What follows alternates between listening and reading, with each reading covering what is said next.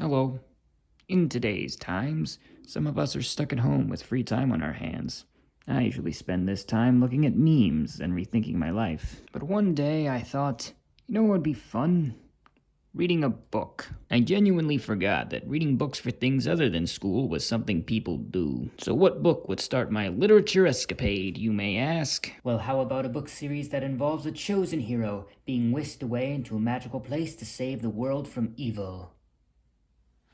Just gonna take this. Percy Jackson is a series I'm not entirely familiar with. I mean, I watched the movies, but the general consensus of those was that, well, this. So I decided, why not check these relics of the late 2000s out? This is my first time reading Percy Jackson. Bum, ba-dum, ba-dum, bum, bow. So the first book begins introducing us to Percy Jackson, a troubled preteen who has ADHD and dyslexia, with his only friend being his fellow classmate Grover, who is crippled in his legs from a muscular disease. Notice the quotes. During a trip to a museum, he finds out his pre-algebra teacher is a scary winged monster thingy. Then, his Latin teacher, Mr. Brunner, comes in clutch, throwing a pen in his hand that enlarges into a sword, which Percy uses to deal a fatal blow on the creature. Following these events, Percy begins to suspect the world is not entirely what it seems. He leaves for summer vacation, only to be followed by Grover, who talks about how he is Percy's protector. Percy ends up ditching Grover in favor of going with his mother to his beach cabin. This trip is interrupted by Grover, who is revealed to be a half-goat satyr. Percy's mom takes them both to somewhere where Percy can be safe. However, a Minotaur shows up and makes Percy's mom explode. Uh-oh. After defeating the Minotaur, Percy ends up at Camp Half-Blood, where it's revealed that Greek myths are real and so are gods.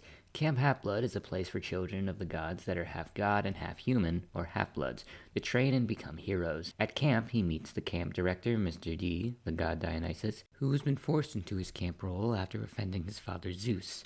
Percy also meets other campers, such as Annabeth, daughter of Athena, the goddess of wisdom, Clarice, daughter of Ares, the god of war, and Luke, son of Hermes, the messenger god. On top of that, he finds out that Mr. Brunner is part horse and named Chiron.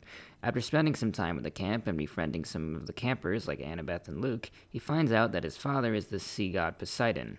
Not only that, but also Zeus thinks that Percy stole his master lightning bolt and vows to wage war that would cause much destruction if the bolt is not returned by the summer solstice. And so, Percy, Grover, and later Annabeth agreed to go on a quest to retrieve the master bolt from Hades, the god of the dead who they have assumed to have stolen it.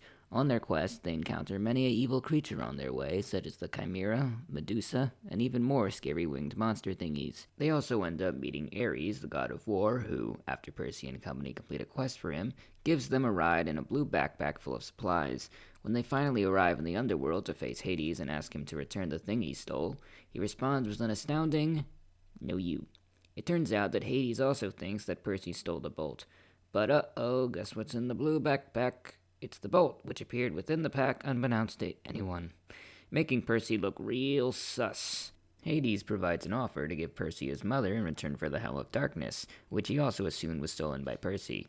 He ends up declining the offer and chooses to save his friends who he has grown fond of over the journey. When they escape the clutches of Hades, they find themselves face to face with the war god Ares, the god who gave Percy the blue backpack and tried to frame Percy in front of Hades. Ares reveals that he wanted to create a war between the gods and possibly was being convinced by a greater power. Percy ultimately has a fight with Ares, and Percy uses the powers of his father to win.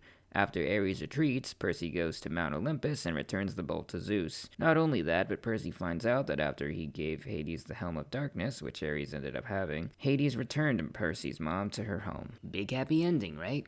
No. It turns out that the person who actually stole the lightning bolt was that Luke guy.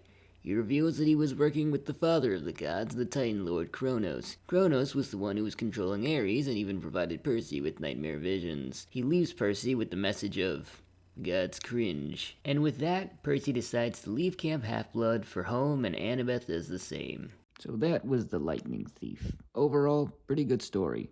I liked how each character had an interesting motivation and arc. Percy was determined to save his mom, but soon learns the importance of his friends. Even with this sense to do what is right, Percy can still sometimes be, well, a jerk. And I kinda like how that differentiates him from other modern heroes. There's Annabeth, who we find out had a rough childhood that involved an overbearing stepmother and a caring but sometimes neglectful father. Despite her different strategies and views, she ultimately forms a bond with Percy. And then there's Grover, who considered himself a failure after failing to protect the daughter of Zeus going into Camp Half-Blood. That daughter also turned into a tree that turned into a force field, but that's only important later. So after encouragement from Annabeth and Percy, he gains a new confidence and ends up going on a quest to find the god of the wild, Pan, something he dreamed to do. This is only a fraction of what makes the Lightning Thief so good. And I want the book 2, Sea of Monsters. As I said before, at the end of the first book, Percy decides to leave Camp Half-Blood, so he's been staying at this new school, he's got a new friend named Tyson, and overall everything is going great. Until these giants show up and try to murder him with fireballs. So that's not good. And then Annabeth comes along to take Percy and Tyson back to Camp Half-Blood, where it's revealed that the tree that turned into a force field that was once the daughter of Zeus Man, that is a mouthful. was poisoned and is now weakening, letting monsters through the magical borders of the camp. So now the only thing that can save it is the magical golden healing fleece. So they ask the new activities director, Tantalus, "Can we go on a quest?" No. "Please." "Fine." So he authorizes a quest, however he chooses the daughter of Ares, Clarice, to go on it. Percy's all like, "What? No." And he wallows in self-pity for a while before this guy shows up and turns out to be the messenger god Hermes. He provides Percy with tools to complete the quest, so Percy, Annabeth, and Tyson proceed to the Sea of Monsters to get the fleece and rescue Grover, who was also captured. I forgot to mention that!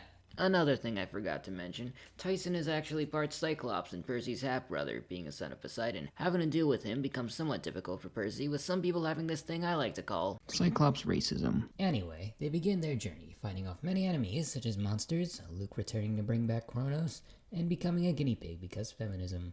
They eventually meet up with Clarice, and together they find the island where a big Cyclops is keeping Grover and the fleece. They outsmart him and get the fleece back to Camp Half-Blood, and all's well that ends well.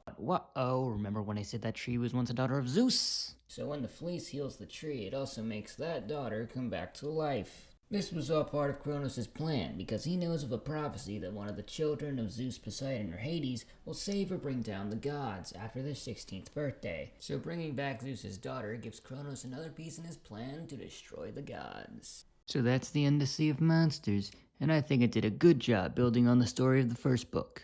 Percy learns to accept who he is, whether that comes to his confidence or his own family. With Tyson appearing as his half-brother, Percy first feels embarrassed, but he soon evolves an appreciation towards his brother. Even Tyson himself is also a great character.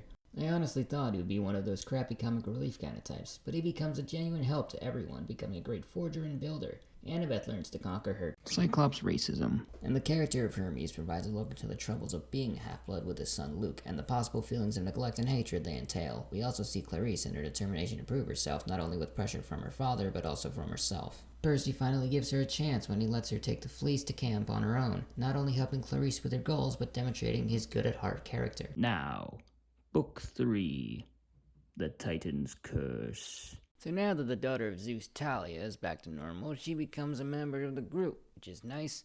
Talia, Percy, and Annabeth answer a distress call from Grover, who's discovered 2 new half-bloods that can be recruited to camp, Bianca and Nico D'Angelo. But while attempting to help them, the group is stopped by a lion scorpion thing called a manticore. Luckily, they are saved by a group of warriors called the Hunters. During their fight, Annabeth is caught in the crossfire and she disappears along with the manticore. To add salt to the wound, Bianca D'Angelo decides to join the Hunters instead of camp. So that kinda sucks. The leader of the Hunters, the Hunt goddess Artemis, senses the stirring of a monster that can bring about the end of the gods, and she goes off on a hunt to find it. Without their leader, the Hunters have to stay in Camp Half-Blood, where funny hijinks ensue. After the kids spend a while at the camp, it's revealed that both Annabeth and Artemis are in trouble. So it's up to Talia, Grover, Bianca, and the Hunter Lieutenant Zoe Nightshade to aid them. Notice how I didn't say Percy, cause he's not on this quest. But after a pep talk from his mother, he decides to follow them anyway, because that's what heroes do, I guess. While catching up to the questing group, Percy figures out a few things. 1, there's this guy named the General who's after them. 2, the General is working with Luke. And 3, the Manticore is still alive, so that might still be a problem. After Percy joins back up with the group, they journey west in search of their comrades, once again encountering many obstacles such as lions, zombies, boars, and all that other mythical creatureness. Sadly, during a fight with a bronze giant, Bianca sacrifices herself for the group. The rest of the team soon find out that the monster that the fate of the world relies on is a fish cow thing called a... Yeah, I'm not even gonna try to pronounce that. Luckily, after another tango with the manticore, the cow goes to the hands of relative safety. The heroes set off for the summit of the Mountain of Despair, where they encounter Artemis, who is holding up the weight of the sky. 'Cause that's how Greek mythology works. They also encounter Luke and the General, who are holding Annabeth hostage, with the General turning out to be the Titan Atlas and the father of Zoe. After a long brawl with Atlas and Luke, Artemis is freed from the weight of the sky due to it being transferred to Atlas, and Luke falls off a cliff, injuring himself severely. Not everyone in the battle is left alive, however. Zoe is fatally wounded by her father, resulting in her death. Then Percy, Annabeth, Thalia, and Grover arrive at the Council of the Gods. Thankfully, the gods end up not annihilating them, so we have a big, mostly happy ending with a party on Olympus, the place of the gods. But wait, there's more. Bianca's brother Nico turns out to be the son of Hades. Pum pum pum. So that's basically the Titan's curse. In this story, we see Percy having to tackle even more pressures, from life-threatening danger to his conflicting feelings and possible romantic interests for Annabeth. With Talia coming back, her and Percy have an interesting dynamic, with them both having bold personalities and different beliefs. We see Annabeth's dilemmas when it comes to her relationships with people like Luke and her father. The dramatic scenes in this book are also top-notch. There are two main character deaths, and both of them feel impactful because the characters are developed beforehand. With Zoe being an immortal warrior that existed for millennia, developing as a character and inspiring people like Talia and Percy. There's also Bianca, being a caring sister and a quick decision maker, with her death not only impacting the questing group, but her brother Nico as well. So that's about it, but I feel like I'm forgetting something. Oh yeah, Blackjack is Percy's horse and he's a freaking Chad. So yeah, those were the first 3 Percy Jackson books. I decided to split this series into 2 parts, me reading books 1 through 3 for the first part. If you want to see me take a look at the last 2 books, don't forget to subscribe, like, and all those other things you want to do. Until next time, bye.